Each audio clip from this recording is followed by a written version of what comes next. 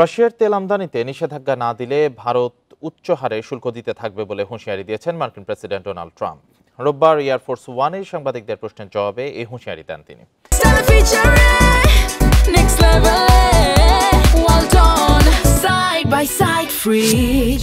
Trump বলেন, ভারতের প্রধানমন্ত্রী নরেন্দ্র মোদি তাকে আশ্বস্ত করেছেন রাশিয়া থেকে তেল আমদানি সীমিত করবে নয়াদিল্লি।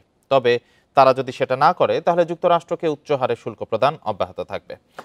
রাশিয়ার তেল আমদানি করায় গত আগস্টে ভারতের উপর 50% প্রতিশোধমূলক শুল্ক আরোপ করেছে যুক্তরাষ্ট্র।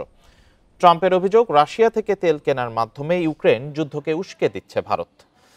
তবে নয়াদিল্লি বরাবরই বলে এসেছে, রাশিয়ার তেল আমদানি ভারতের জ্বালানি নিরাপত্তার জন্য অত্যাবশ্যক। তেল আমদানি বন্ধ করা ভারতের অর্থনীতি ও জনগণের উপর সরাসরি প্রভাব ফেলবে।